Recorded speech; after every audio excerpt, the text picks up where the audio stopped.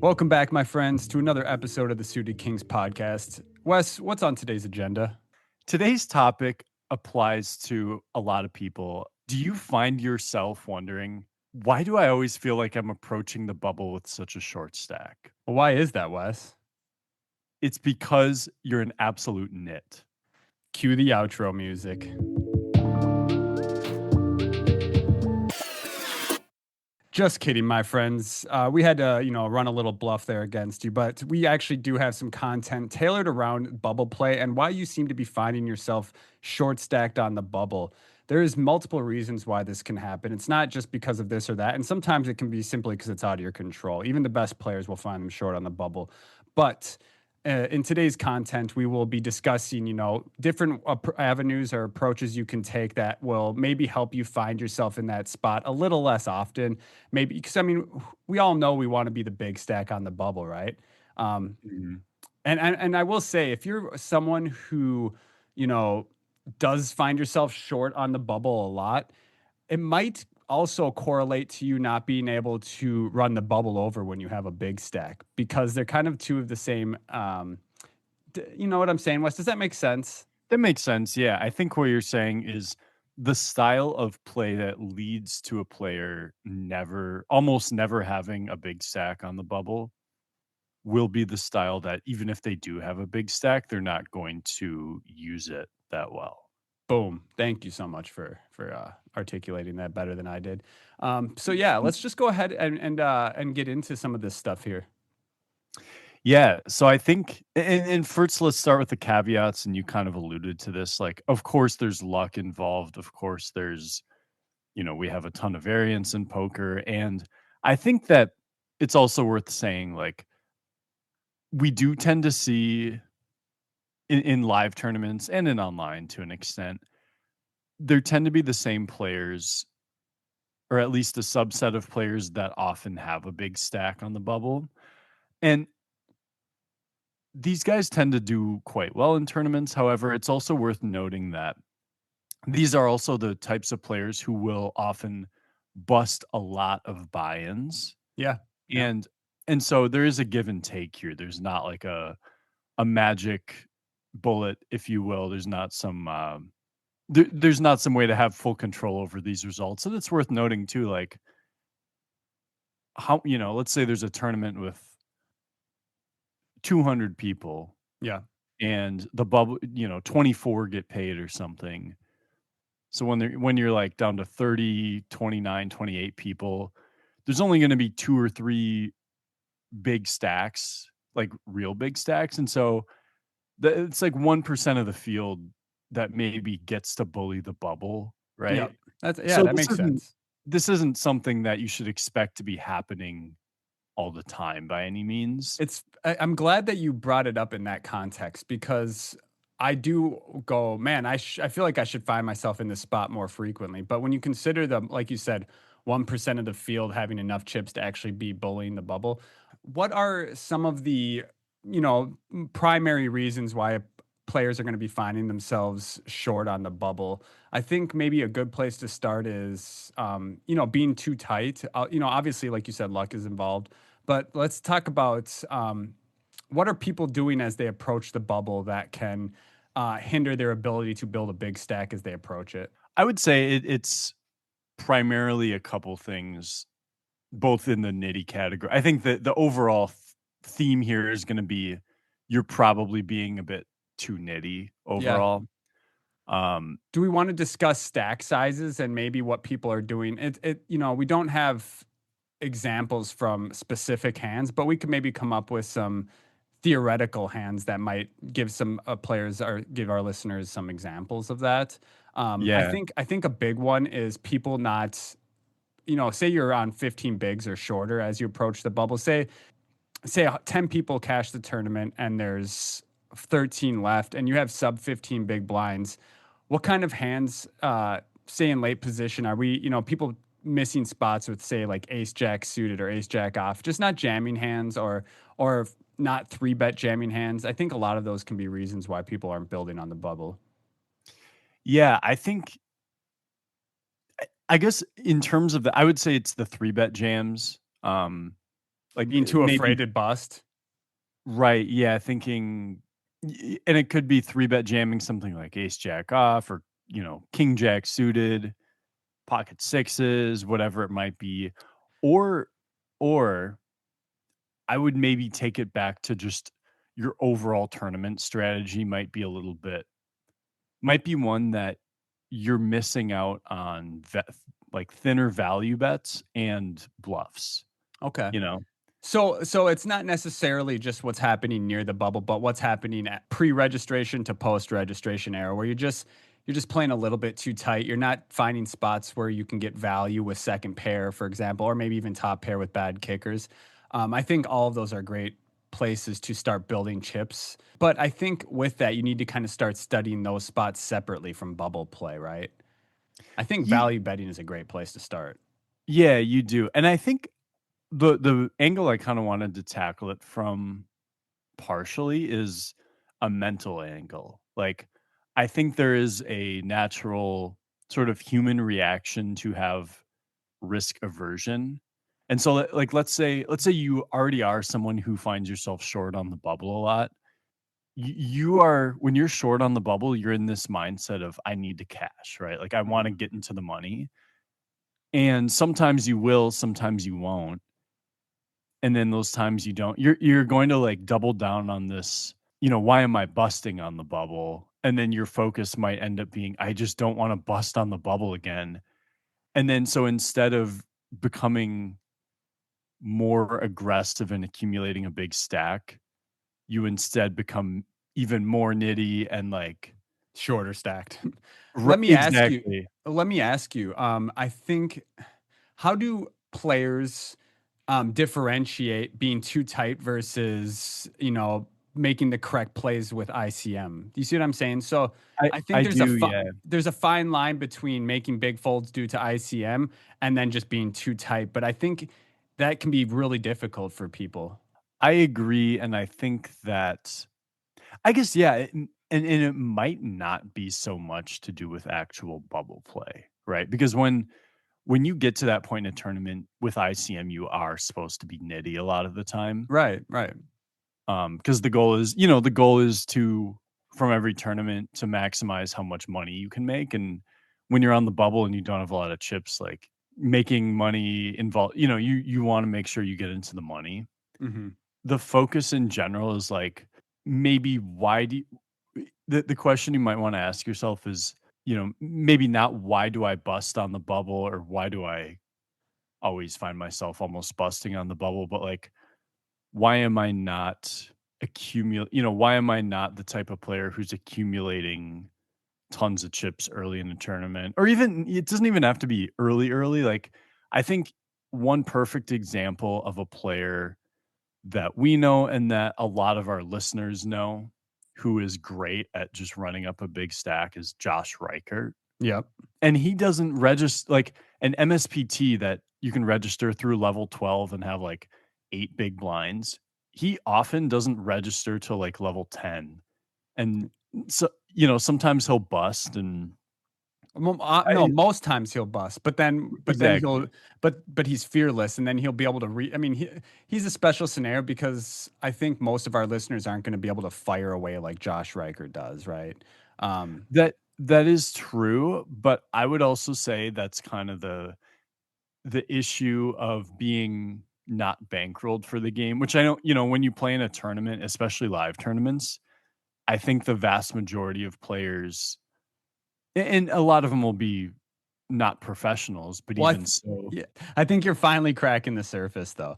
yeah, I think it's important to note that yes, you're gonna bust, and even if you don't have multiple buy-ins or if registration's done, if it's the right move in the moment, you need to not be afraid to take it. yeah, I think there will be a lot of players who and I think a lot of our listeners fall into this category of not professionals and maybe won't ever actually be professionals, but also are like very serious. They take the game very seriously, and they, of course, wanna be winning players, profitable players, but they make their income elsewhere, Yeah, right? yeah. And I think one thing that can be tough just from knowing my own personal transition from, when I had a traditional job to playing professionally is when I had when I had a job and I would play tournaments, granted, it wasn't like I played tons and tons, but every spot felt like such a big deal because I knew throughout every year, throughout however long, I would have limited opportunities. Like I didn't have endless buy-ins. I didn't have endless time to play poker. Like if I was playing, a day one of a big tournament and I was, let's say late reg is over and we're getting 25-30% of the field left. There's already this pressure of like, okay, I got to make the most of this opportunity. Yep. And I Yep. think that can manifest in a way where you're overvaluing keeping your tournament life. It's sort of the same idea. You know how last episode we talked about how max late regging is actually really plus EV, Yep. but I think a ton of people just will never do that because they want to play from the beginning, partially because there's an experience to playing the tournament itself. Yep. And so I think that that same mindset can continue throughout the tournament where it's like, I want to register early and I want to avoid busting.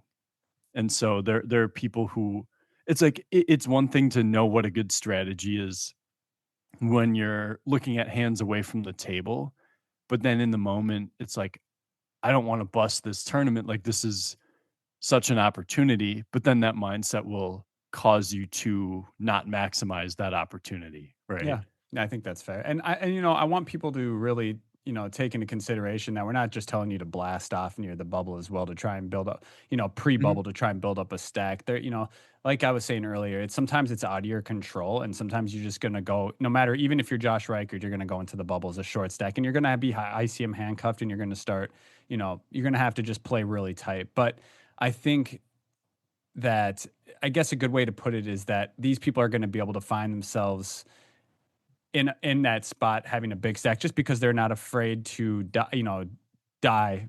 What is it? Live by the sword, die by the sword. They're not afraid to take Mhm. those EV spots if it costs them their tournament life. So they're going to find themselves in that spot more frequently, but they're also going to be out of the tournament more frequently as well, which I know none of us love that feeling of like, man, if I just didn't play this hand, I could have made it into the money. Um, Yeah. I took a spot yesterday in the club, or not the clubs, in the global poker main, the 200K, where Mhm. we were 20 from the money. I think there was like 700 entries. We were about 20 from the money, and I had 14 bigs in hijack with ace eight of clubs. So let's just ask real quick. My thought was like, I'm trying to build a stack here. To be honest with you, before I made this play here, I didn't realize we were approaching the bubble or that close, like 20 away. What do you do with ace eight of clubs and 14 bigs from hijack? Do you open and then fold to jams? I think so, yeah. I Yeah. think that's the play. So I did just stuff it. Mhm. And I mean, it's not like it's very close, I'm sure. Yeah, I kind of Um, thought the same too. But being so close to the bubble, I was wondering if I should open it and fold it. This is kind of tangenty, but I decided to rip it. I got it all in against pocket eights. We lost the flip, and I was out. But well, it's yeah, not a fl you said you had ace 8 suited, our right? ace nines. I had ace nine Ace 9 suited. He had suited, pocket eights. okay. Yeah, I had ace nine of clubs. He had pocket eights. Yeah. I mean, it's very close, and it's like Yeah, if you but again, if you win that, like, and maybe Ray's folding there can feel like, I'm trying to play too perfect. Like, there's this delicate balance of, it did feel that way. like, you don't want to and I've found myself kind of reflecting on this too, where it's like, if you've been in a place where you're maybe running bad, whether it's on all ins or you're just like you're running into the nuts a lot, like your bluffs are getting called, your thin value, you realize your value owning yourself. Yeah, These can be just different variations of run bad where suddenly you knit up and feel like you need to play perfectly. yeah, and I What think this. Sorry, finish your thought. I keep eh, interrupting you today. I'm oh, sorry. that's all right. And, play perfectly in terms of you have to really try and guess your opponent's hand. Like, I think a lot of live players do this where they're really trying to put their opponent on a hand, and it's like, just think about all the stuff they could have and play like a good overall strategy, and don't put that pressure on yourself of like trying to guess exactly what they have, because even the best players rarely are able to do that, you know? I want to say how like that last story does kind of align with the topic today though, because it's like it is just it can just be out of our control. If I win that flip there, all of a sudden I have 30-ish bigs approaching the bubble and I can start applying pressure to these smaller stacks, right? So there is that sense of, like you'd said earlier, just luck involved in it. But I guess the point we want to get to is you shouldn't just be folding these spots where I know a lot of people are. You know, I mean, they're like, I'm Mhm. approaching the bubble at 14 bigs. I have ace nine suited. I mean, obviously, there's a lot of people that are just spewy, like myself, just ripping it in. But yeah, I think today's kind of geared towards the people who are being a little too tight. Yeah.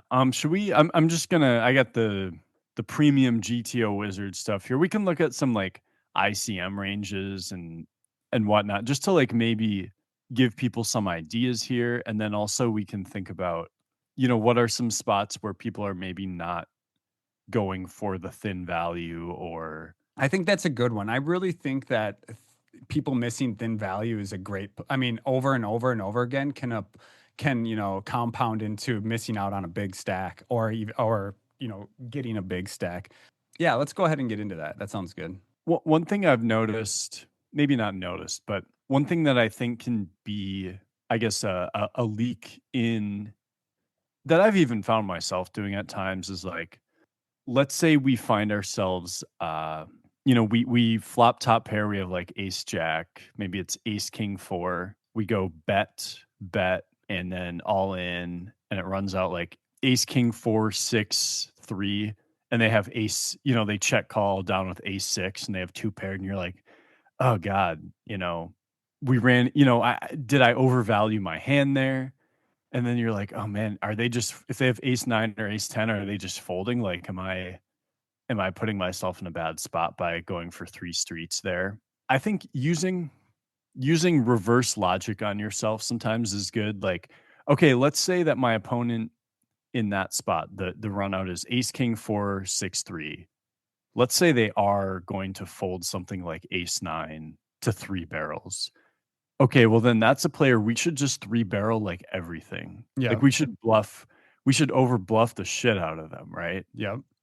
And so because I think sometimes, yeah, people will, like, not value bet thin enough because 'cause they're like, "Oh, they're only gonna call with the better stuff," but then it's like, "Okay, then you should be bluffing really hard here." And it's like, "Oh, no, what I can't bluff." It's I mean, people just call with everything. And I think I've heard people say both things in the same sort of I'm stream of guilty. I conscious. mean, Yeah, and sometimes it's just your own feelings, like, your feelings are not always, like, 100% rational, and I think poker is something that brings that out yeah, where, it's um interesting how that works, honestly. yeah, where it's like, if you've had bluffs get called, if you've had value bets go poorly, you can sort of have this, like, reaction where it's almost like a fight or flight, like a natural sort of anxiety that your body has where it's like, "Oh, well, I don't want that to happen again," you know? Yeah. It's the same thing if someone has pocket queens and there's been an ace on the last 4 flops that they have had queens, so now they just, like, take their 30 big blinds and stuff it in, and, everyone's And everyone now you're snap just not folds. getting the maximum value for your hand because you're afraid of it. See, this is the kind of stuff I really want to dig into. I think this is where a lot of the players are, but the ace always comes on the flop. They have pocket kings. Like I jam because they're the ace magnets. It's like these are reasons why you're not finding yourself with a big stack on the Yeah, bubble. I think 100%. yeah, missing value. I think another reason is over folding in key spots. I think, for example, like and this kind of let's bounce back from approaching the bubble to like earlier or middle of the tournament type stuff. Mhm. Like I think a good way to build a stack earlier to mid tournament when you're 100 bigs deep is to start flatting suited connectors in late position. And then also like opening your range to start three betting hands like ace jack off and king queen off and start building pots in position. Um, I think what are your thoughts on that? Do you agree with that?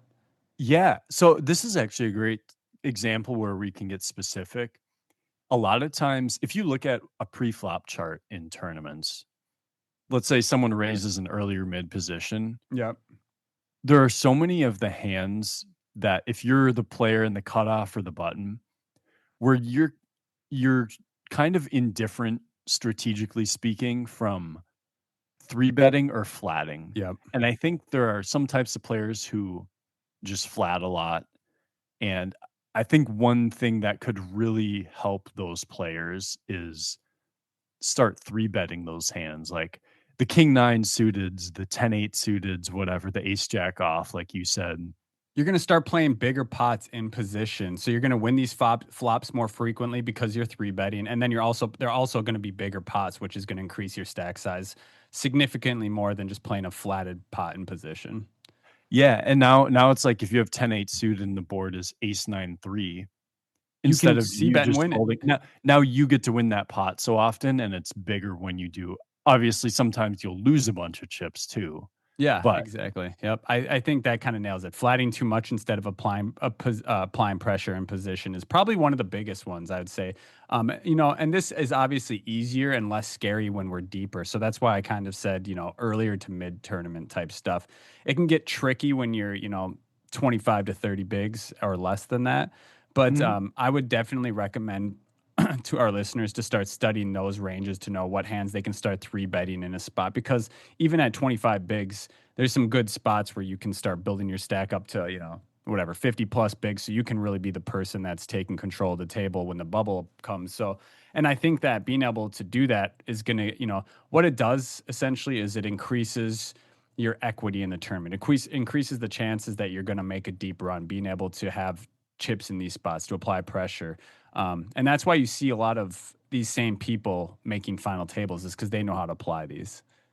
yeah, totally, and it can feel sort of going back to the mindset, I feel like it can feel as if, oh, these things you're doing, yes, maybe they're increasing your chances of winning big pots, but like this could also result in you busting out level 6. And I guess yeah, I think if you want to maximize your long-term profitability in poker tournaments, you just have to be completely okay with that anyways. Yeah. And so instead of trying to sort of sort of make form a strategy around avoiding those sort of spots, which will end up lowering your expected value, sort of lean into the things that make you the most nervous. And I think that's just a separate topic, and maybe something that I've even seen on Twitter, honestly, where it's like, if you want to figure out what your biggest leaks are, or if you want to figure out the biggest improvements you can make to your game, figure out what you're doing in the spots that make you most uncomfortable. Like, I forgot how it was phrased, but basically, think about if you felt no discomfort ever, what you would do. You'd be probably rich as hell and very good at everything you do, very disciplined. Could But be, yeah. the truth is we're human though, and we do battle that stuff. But that's what makes us also unique. So Mhm. okay, I think that's all very good. And now another thing I want to get into that I think that can help people build stack is to adjust their ranges. When they start getting short, because we talked about kind of being, earlier to middle where we're 100 bigs deep, 60 plus bigs deep. But then I think what a lot of people do is they don't adjust their ranges when we start getting down to 30 bigs, to 25 bigs, to 20 bigs. Mhm. They start opening suited connectors in early position, or they continue to open suited connectors in early position, or flat suited connectors in late position. These kind Mhm. of things are things that you should really start to adjust and adapt to as your stack gets smaller. You can start folding these hands or three bet them instead of flatting them. Probably, I mean, if you're on 20 to 30, just letting them go and being, I think that's probably going to be the Yep. ideal play. But essentially, just playing speculative hands when they don't have, implied odds, essentially. Any thoughts on that? Yeah, I would agree with that. It's easy to sort of bleed away chips with hands that just aren't made for the short to medium stacks as much. Yeah. And you want to know what the next good one is, Wes? Is this one really, I think, is one of the biggest ones, is especially as we get deeper. Say we're approaching the bubble now, and blinds are, say the blinds, are 6K, 8K, where they started at 100 or 200, right? So there's a significant amount of chips in the pot at this point. Is failing to steal the blinds. Mhm. I think Yeah. being able to, adjust your ranges accordingly, but also don't get hung up on calling, short stack all ins. If you say you open king nine off on the button to two bigs and then big blind shoves 7.5, eight big blinds. I mean, we're folding here, right? Obviously. Say you got 20 bigs, 25 bigs. 7.5 or 8. So I mean, I know. we kinda have to call there. Then we do. Then I we would do the say we math, have to right? call it. Yeah, we have to, I like, didn't if think you're of in the the odds ahead of time before I gave that example, but yes, I guess maybe we should move it up to like 10 bigs. But yes, yeah, uh, 10 would be one where I'd probably fold there. um, yeah. Actually, I'm gonna give away man, Uh-oh, he's giving something away, giving ladies and something away gentlemen. here. He's prompted. Let's go. So there are I think sometimes there's a certain type of player who, is pretty snug in these spots, and I'll know that when they're opening, let's say I'm in the big blind, they might open and I'll know that they have a strong You're just range. over folding hands. No, because this Oh, player you're not. also is not going to be aggressive post flop. And so I Ah, know I'll I see be what you're able getting to, at here. like, I'm like, if I check call with a pair, I can, if they barrel twice, I can fold top pair because I know, Yeah, yeah. So But I if they don't have, start giving up, then you can start either running bluffs or, yeah, or I just know my hand is good, good. right? So, Yeah, like, yeah. even if I'm like, my hand, like, your range is tight here, but I'm going to realize way more equity than I should be allowed to. So I actually feel like I can defend queen 5 off in the big blind or something, I think you that just know? kind of, yeah, just playing two ABC or face up. But those are the kind of opponents that we love to play though, because we know generally where we're at. You know what I mean? We can make easy folds with top pair, or we can make easy bluffs with our, low equity hands. I think, yeah, those are definitely great spots. But that comes with experience with a player. You got to really have played with them many times to be able to kind of know that, or maybe not many times, but at least Maybe, play many yeah. hands with them to kind of get an idea. Yeah, I mean, but, like, you've played long enough where you can probably get that read off of someone, if you play with them once. Like, if you're at their table, just mannerisms, maybe it's something they said, maybe it's Oh yeah, a you can like, definitely, yeah, paying I think attention to all that stuff. I think, players who have played for years and years and played just tons of hands, it's like, these we can extrapolate, we can see one little detail and kind of know your style very quickly. Um, What are your thoughts? This actually leads me to my next kind of idea, which it's perfect. They align. Is that it's targeting weak players.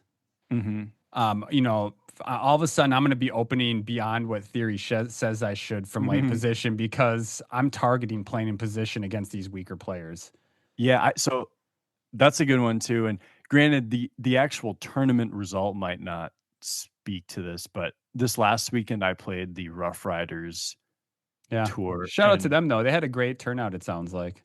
yeah, and great structure, I'll say. Yeah. I Definitely did hope hear they were, something about begging at 3 a.m., but let's not go on a tangent. yeah, maybe they gotta do something about that, but the, I was sitting at a table and I opened my range up so much when we were deeper.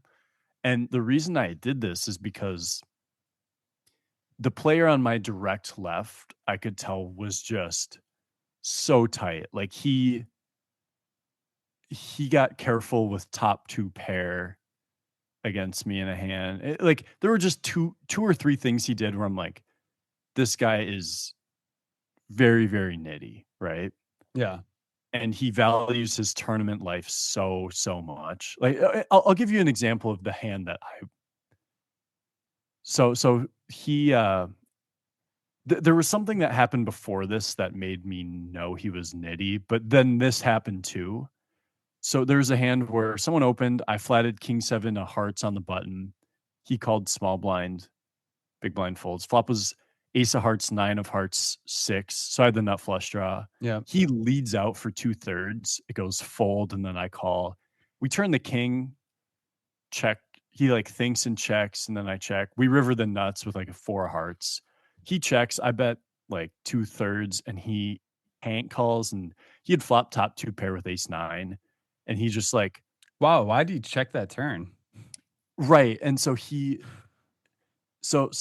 like but then after the hand, he was just, like, shaking his head, face in his, like, face palming, and he still had, like, over starting stack, which was 100 he had, like, 100 bigs at the time. He absolutely and he was just beating himself over this, and I could tell, like, how much he valued his tournament life and just the fact that he had yeah, the fact Okay, that so he this checked the pair. so this kind of set a target on his head for you, though.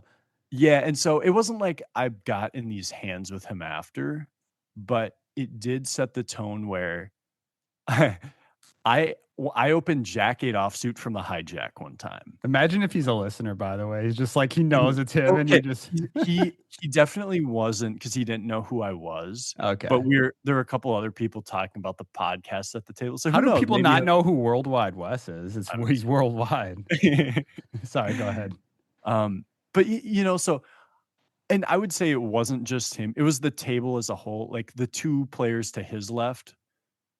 Basically, I was like, there are so few 3 bets at this table, and what like, the 3 bets here are nutted, right? And so My favorite kind of that tables to play at. right, and so that gave me so much freedom to open hands and also to, like there was a I think I was also in hijack for this, where low jack raised and I flatted 10-6 suited, you know? Yeah. Something that even if I was on the button might is, like, a little wide, Yeah. but I'm like, "Okay, like, this guy's folding 90% of his hands, and this guy's" like, no one's 3 betting, so worst case, I'm, like, seeing a flop, right? And you just get to realize so much more EV if you know with near certainty that you're not getting squeezed out of the pot. I want to really, you know, dive into how important it is to know that you have a concrete read like that, though. Obviously, you have a ton of experience and have studied a lot. I feel like people will justify bad plays by saying that same thing. That's that's also a really good point. Like, let's say I get one of these hands ended up with me losing a big pot and I start telling the story. Yeah. It could easily be like, okay, Wes, like, okay, this might have been a cooler, but you played Jack 8 offsuit. Like you opened Jack 8 from hijack. What are Yeah. you doing? You Yeah. know? Yeah. Yeah. Um You know what's funny? I just kind of noticed a correlation between how you play against fish and how you play against me. And it heads up in cash. dude, I was Yeah. gonna give that caveat. I'm like, are we talking cash or tournaments? Because I think Cash you for sure. Cause yeah, you take every line, like anything that's marginal is 100% three bet. Anything that's mix, absolutely. fold, raise, it's I'm always 100% in there. I'm always just seeing the flop. Yep. against me. And I'm kind of offended at the moment, actually. I mean, look, the reality is Or is it the windmill equity of just knowing you get to punch me? Because I'll tell you what, I also feel the same way. I do the same. Wipe it's that stupid smirk it off your face. I'm gonna yeah. I mean, backhand you right well, now. look, if you want the honest answer, like, it's Do I? both. Like Oh, take that back. Oh yeah, no. it's not even like you first off, like, I play professionally, but also you take tournaments very seriously and I do you not cash. You're right. You are yeah, correct. like cash, you kinda, you I splash. I do it for entertainment purely. I do right, not and play so I cash think in any sort of sense of professionalism. There's 100%. I mean, don't get me wrong. If I'm playing like a game that's like at the top of my bankroll, I will dial back. it's But when we're different. playing 50 no limit on clubs, like or I guess maybe even up to 200 no limit. But yeah, I'll get a little splashy, specifically against you. Like there's Yeah.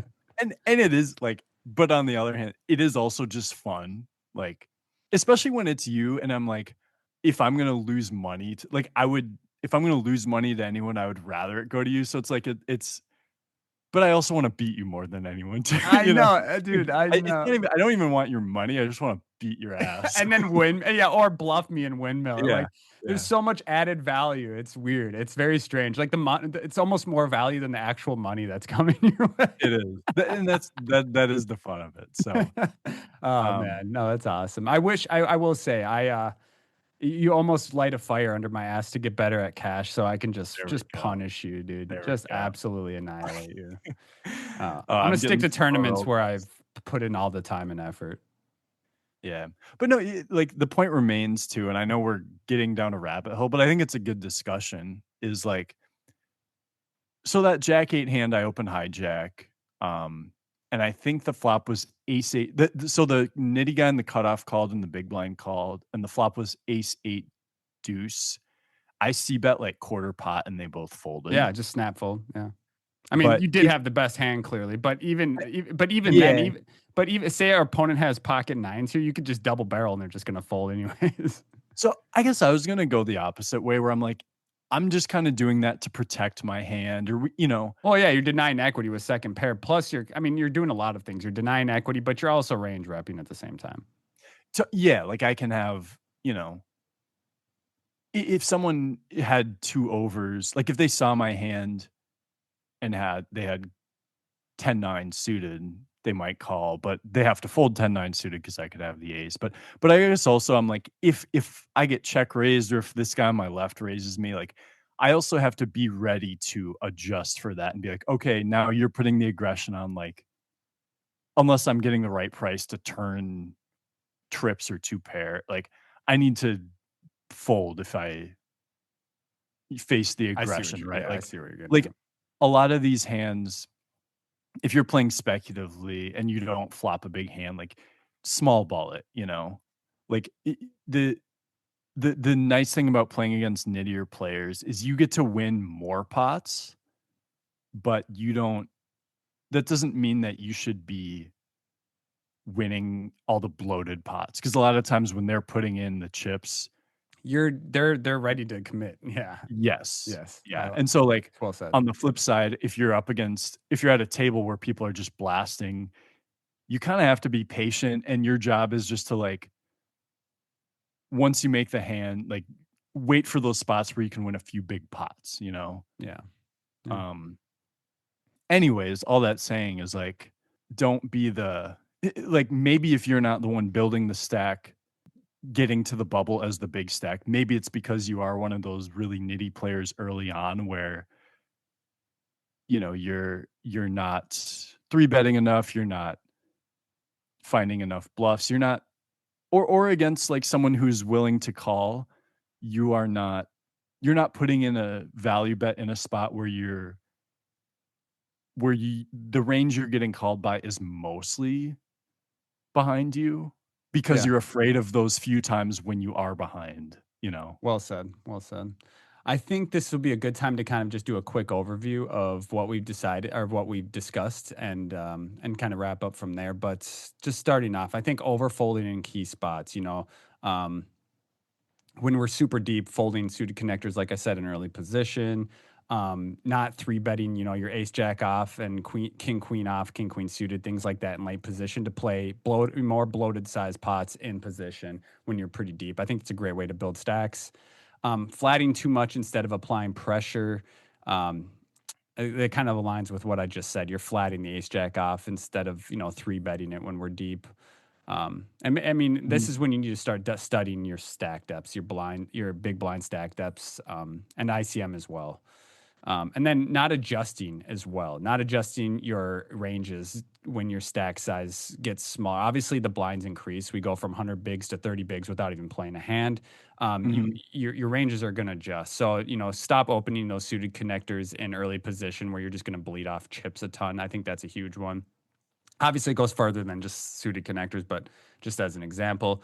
And then failing to steal the blinds we discussed. I think especially, I mean, early in the tournament, this one doesn't apply as much. They're very inconsequential when you're picking up 300, chips and you have you're picking up 400 chips and you have 30,000 in your stack. It just doesn't matter as much. And then I guess avoiding marginal but like necessary risks. yeah, Um, I think that's a big one. And then also playing two ABC face up because you're gonna have people like Wes just bum hunting your ass. Yeah, yeah, there'll be some there's some nasty stuff you can get away with sometimes if Oh you're man, paying I'm guilty attention. of it myself. One thing I do love. I remember being deep in an MSPT was like I was just picking on this guy, and I honestly I can't remember. I can't remember the exact hand at this point. This was a year or so ago, but I remember specifically like targeting this guy, and I was using speech play to talk him into folding every single hand, and it was incredible. Like I don't know, I was just channeling my inner Blake Bond that day. So Yeah, I that is one thing that I wanna incorporate more because I think I would actually, in certain spots, just be very good at it, like well, here's the thing. If you know, a lot of people, I think confidence is super key in that. mhm, You know, a lot of people will say things and then they'll double guess themselves. Like, did I say something that might affect me negatively? And yeah, you cannot have. I mean, if you have that thought at all, just don't talk. totally, yeah, and yeah, there's a few fun things I've said. There was even, there was even one online recently where I said in the chat on the river, like, "Oh, so this is your full house sizing," and he after the hand, he said, "LMAO," and it was like, yeah, like, you went small on the turn and then to milk me 'cause all the you weren't afraid of the draws coming in, and then you went full pot on river, and I'm like, "Yeah, I'm folding top I pair." got a great example for you actually. This was a hand from this week where cutoff opens, button calls. I three bet ace four suited from the small blind. Stack sizes don't matter at this point, but the speech play does, right? Mhm, Um, so yeah, cutoff opens, button calls. I three bet ace four suited from the small blind. Cutoff folds, button calls. The flop comes king queen three with two spades. So I have the nut flush draw, and mhm, I'm obviously out of position. Before I act, he says, "What if I told you I had a set?" And I looked at him and I said, "I wouldn't believe you." And then I bet a quarter pot. yeah, And then he goes, "Interesting." And he calls the turn comes an offsuit the turn comes an offsuit jack, so I have a gutter with my nut flush draw, and I looked at him, I mhm, said, "What if I told you I had a straight?" and I yeah, bet, I don't remember, I bet half or bet three big quarters. or I bet yeah, half or three quarters, and he just opened folds top pair. He just folds top pair. yeah, yeah, that's pretty nice. Just, and then of course I windmill the ace four suited. Yeah, you should've just showed the 4, like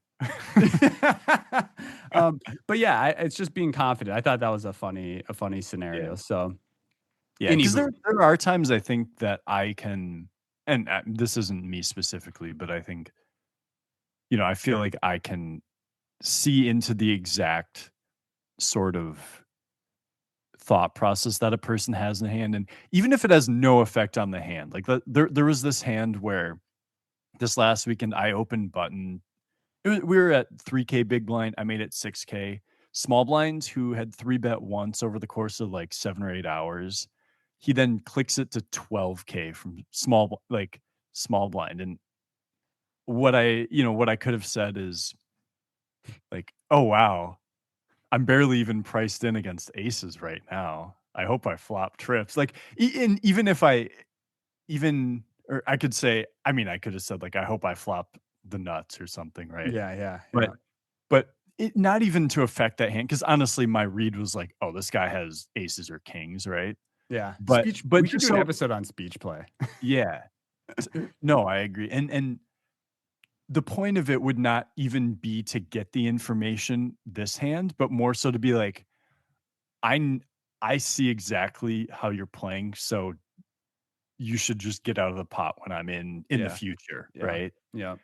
And sort of, I think, like, some speech play that I might look to implement is more along those lines to sort of, like, let players know, "I know exactly what you're doing. I To know scare them, exactly what yeah, you're" yeah. Yeah. I think that's great, and I think another way speech play I mean, here we go, here's our speech play episode. No, but I think another things way speech play can come in handy is by, talking into someone to show their hand afterwards. Just the literally Mhm. the just I mean, I don't know if we would even call this speech play, but simply just suggesting, being like, be like, I think you have. And even if you know that's not what you think they have, they get them to show their hand, like using reverse psychology or double reverse Yeah, like, "Oh, psychology. come on, we know you had this," and say the hand that you don't think it is, so Yeah. so And then then they all of a sudden they'll sort show a of this bluff or whatever it is. And yeah, you'll be they're like, like, "No."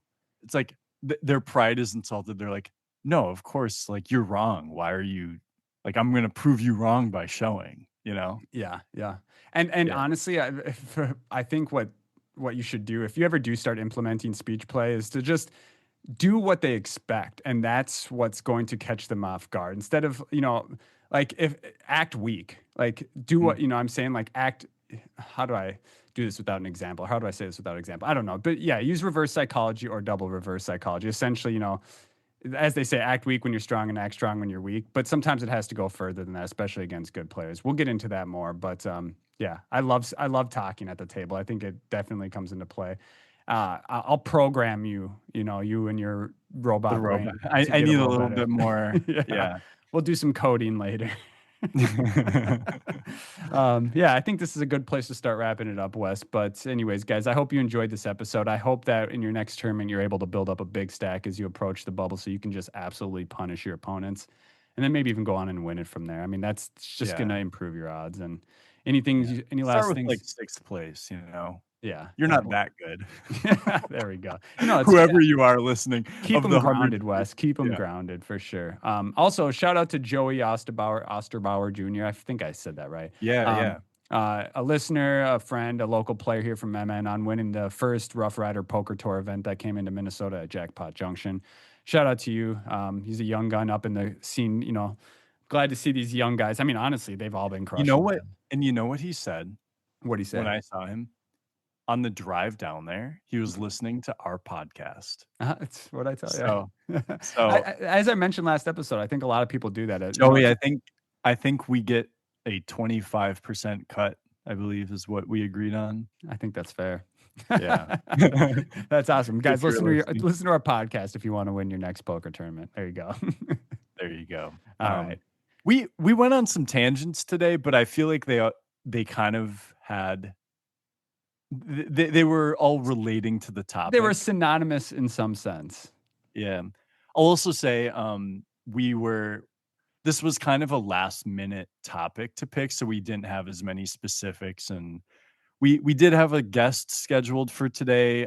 Many of you might know who it was. We will have that guest, it sounds like, in a week and a half or so. So Some scheduling conflicts ended up happening, so we'll go ahead. But yeah, this is our audible, for a yep. lack of better Yeah, term. like yeah, we kind of an hour beforehand kind of decided to do this, and so just kind of another one like last week where we did more of a stream of consciousness episode than like a full strategy one. But these are fun too, you know? Yeah, Like yeah. these are good. Guess what's happening tomorrow, Wes? Before we wrap this up, That's a good point. We have not only do we have our meetup game on Clubs Poker, which if you have not yet done so, join using the link in the description. But we also have it's the Bounty Brawl on Clubs Poker, and we are hosting that essentially bad boy. hosting Yeah. the tournament that's happening, well, tomorrow, but the day this episode comes out, it is the day that this episode is coming out, Tuesday the 5th, and that'll be fun. So not only will there be, will we be in there blasting, but Clubs is actually putting a 50 sweeps coins, $50, if you will, bounty on each of our heads. And Come this is knock us only a out, and then yeah, so win, or it's a windmill bluffs against us. yeah, that too. This is a 33 sweeps coin tournament, and we're gonna be in there. We're gonna fire multiple bullets if we would probably need to. I think you and I will Don't be say if we stacking need to. We are going to fire if multiple we bullets. unless we get really lucky early on in our all-ins where we're 35% to win. Um, There'll be a there lot of those. Yeah, there will be bounties on our heads, and we'll post this in the Discord too, but that'll be fun, and then we have our standard 55 meetup tournament as well. So a little 2 for 1. If you guys wanna come play with us, even if you just wanna try out clubs, like, tonight, the day this comes out, If tonight is the yeah. night to do it. Yeah, if you're S listening to this on the day it came out, which is Tuesday, August 5th, make sure to hop in there and get in there. Hop in there and get in there. I think that was redundant. But, anyways, we want you to come try and blast us out of the tournament. 55 sweeps coins if you do. And then we'll rebuy, and then maybe another 55 sweeps coins if you do it again. So, I think it's 50 is the bounty on our heads, and then yeah, okay. Yeah. 55 is the buy-in for our meetup game, 33 is the buy-in for the bounty tournament. Come All that join being us. Yeah. said, come play some online poker with us on Clubs Poker Wes, and I'm coming for you and your put us bounty. just put us in the ground in this turn, or at least try to. I mean, we're gonna win, but You know what? I'll say this. If you end up busting Wes and are in our Discord, and you post the hand in the Discord, like the link to the hand history that you're busting, either me or Wes will leave it. I yep. will get you a suited King's Tilted Compass hoodie. There Look you at go. that. There you go. That So that means you got to be a Discord member and come and drop the hand in there as well. So yeah. another, it's a $60 value on top of the $50 bounty. So make sure to come in there and play with us. Yeah, it's the Bounty Brawl tomorrow, August 5th. You know what time that starts at, by the way? I believe it is 7 p.m. and our meetup game is 7:30. Okay, perfect. Get in there a little early, guys. Pre-reg, we want to make sure this stuff runs and gets going. Obviously, the Brownie Brawl will. The home game usually needs, I think, 3 entries to get going. So we'll just get in there, reg early. Yeah. Okay, We'll I'm looking now and it says 4 p.m. So I need to contact the guy because we were saying 7. oh, So I okay. don't. We'll leave it Um, up in the air, I guess. Just take a look in the schedule. We'll be in the Discord. So yeah, we'll make I sure to will post all message that him stuff right in there. now. Awesome. All right, guys. Hope you enjoyed this episode. Hope you have a great rest of your day. We will see you in a couple days with another episode of the Suited Kings podcast.